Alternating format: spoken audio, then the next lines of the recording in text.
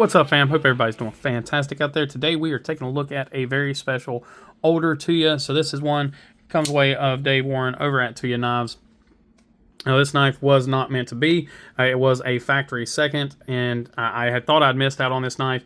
I was talking with Dave, and he let me know that he did have a factory second that was sitting aside, and he wasn't planning on selling it. But as long as I understood it was a factory second, he obliged to let me purchase it. So again, huge shout out to Dave. I was afraid that I had missed out on this knife, and I still missed out on the Tonto version that I honestly didn't even know about until recently. So get really excited to have this as part of my Tuya collection.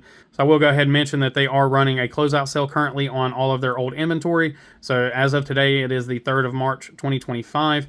If you are interested in picking up any of the older Tuyas, what is left in stock is on sale on Extreme Sale. My code BEDC does stack. Website and code just flashed across the screen there.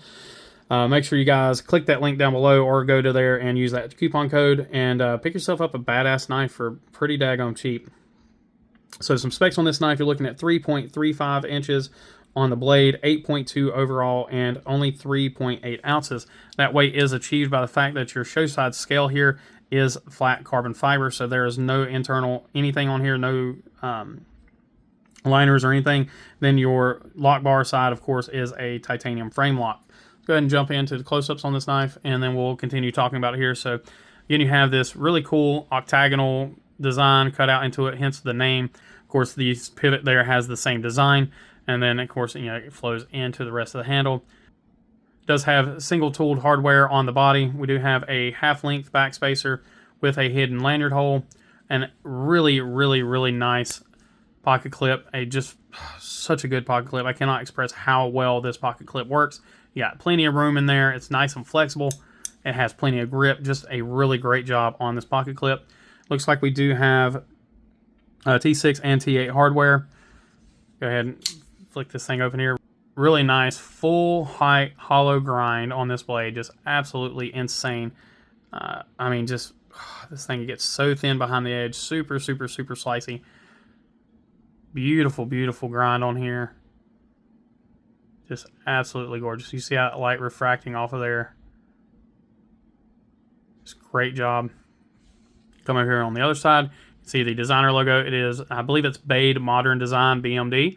I tried looking the guy up. I couldn't see anything on Instagram or anything. So if somebody knows, let me know down below if you can figure out a way, because I'd love to tag him anytime I post up on this knife. But I can't seem to find anything really on that, especially on Instagram.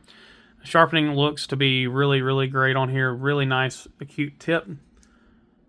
Again, taking a look at that sharpening. Great job there. Tip is tip looks to be straight. Yeah, maybe just off just a hair, but not too bad. And typical plunge grind for these older Tuyas and even some of the newer ones. We actually are starting to even get a smile there just a little bit. So again, that's personal preference thing. It doesn't really bother me too much, but I do know that is a pet peeve of some folks. And lockup is phenomenal. Here we'll see why the knife was considered a factory second. So you can see it is slightly off center, and I do mean very slightly off center. And that just kind of shows the level of customer service and quality that Dave holds up standards to, that this knife had been sitting by because of that slightly off center blade. Oh, I do want to show this here. So let me zoom back in. So here you can see, hey, there we go. Number 69 of 145. So it's just, I mean, it just so happened this knife has a really awesome number, a really cool story. The fact that it wasn't meant to be because it was a factory second. So this knife almost fell to the wayside and just became a kind of a victim of quality control, I guess we'll call it. And being that it was number 69, the only other number that would that equals to this is the number 1. Which, if you guys have seen the video, I've actually been lucky enough to pick up number 1 of both the Blackbeard and the Rackham Jack. So really cool to have these, very limited edition and sought after numbers in my collection. It really makes me happy, honestly. The knife itself is absolutely phenomenal. Just love this knife. It fits really well in the hand. It's got a nice handle weight to it. The blade is, or the handle is a little bit longer than a blade. We can zoom in there and you guys can see that. So that it does have just a slightly longer blade, or excuse me, a slightly longer handle than it does the blade, but that gives you really great control on this knife, and it gives a really awesome grip. The jimping on the knife is phenomenal. The flipper works very well. The jimping on the flipper is great. Everything is done just really well. The lock bar access, even though it doesn't look great, it is done very well. Really have zero issues with this knife. Feels great in the hand. Yeah, I really do enjoy it. Again, you have that stylized pivot. Looks great. Cannot express again how good that pocket clip is. Yeah, I really enjoy this knife. Now, what I want to do as well is, while we're going to go ahead and do a hardware check on it, I do want to take this knife apart and see if I can put some skiffs in here and see how it works. See how those work. It looks like we have T8 hardware everywhere, and even in pocket clip. Okay, I didn't think it was T8 hardware everywhere, but I guess it is. So let's go ahead and see if we can't take care of this pivot.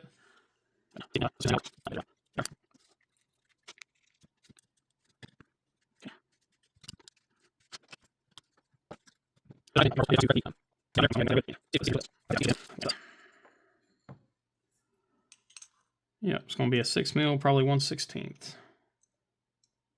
Yeah, 6 mil 1/16, which I believe is the standard size for all of these. So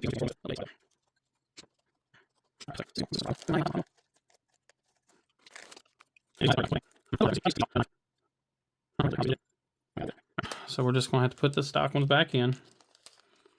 No big deal. At least we were able to clean it up a little bit. And yeah, no problems there. We'll go ahead and put our lube on it. Just go ahead and put the pivot back in.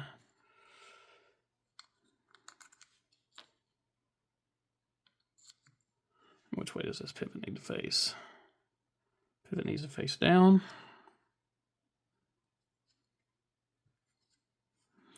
That key pivot really makes it easy, because once it's in there, it's in there. All right, let's go ahead and just get a little bit of oil on these.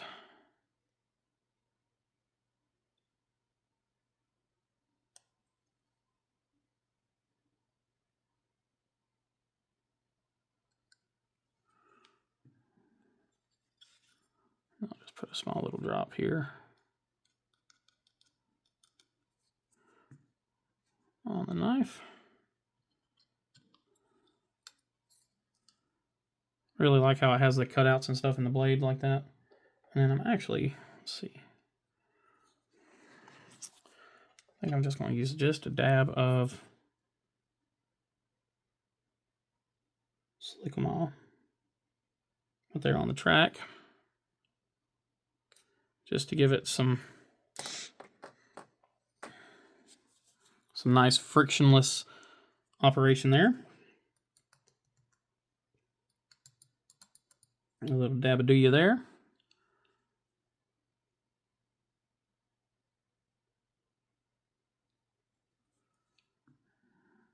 And I just put a little bit of oil on the bearings.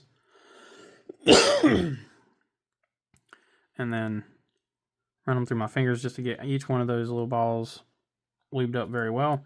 I always run mine with the close end towards the blade. It seems to work best for me.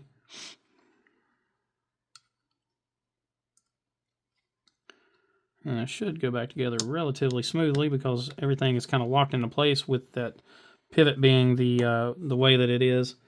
Oh yeah, it just goes right back together really easy. Easy peasy.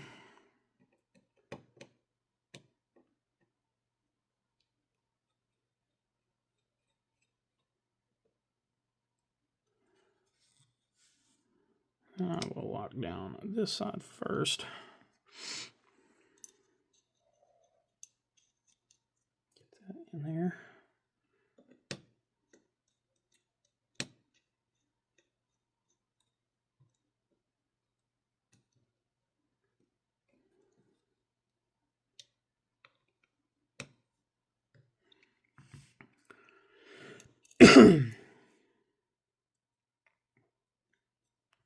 Get our pivot started, get it in there.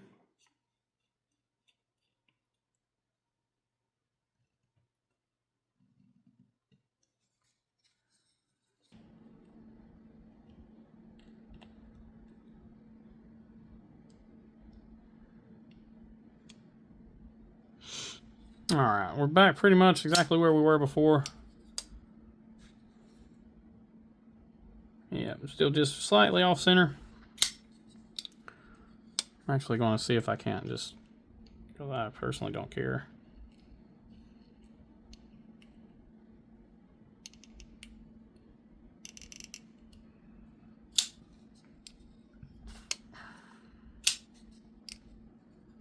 Yep, action's the same. So I'll have to see about ordering a set of the 6mm 1/16 from Skiff. I have to get the ones that are 13 ball, or the ones with the less ball count. I guess I'll need to go ahead and order another set of the 16 ball as well, because I'll have to figure out, because I think I ordered those for a specific knife and I ended up putting them in a different knife. Anyway, I think we're going to call this video done. What do you guys think about this knife? Is this, as always, I always ask this, is this one that you guys have thought about, or one that you guys missed? I know this was one that I've certainly looked at a couple of times, and until I went to his shop and actually got hands on one, I did not know how much I would like them. I'm typically not a flipper only guy, but this one definitely worked out for me. And then also it works out because the wife loves her flipper knives. This one has a great D10 on it and a really great sound. So really excited about this one. Let me know what you guys think. As always, I appreciate each and every one of you. Please remember to be kind, be humble, and be EDC. Y'all take care.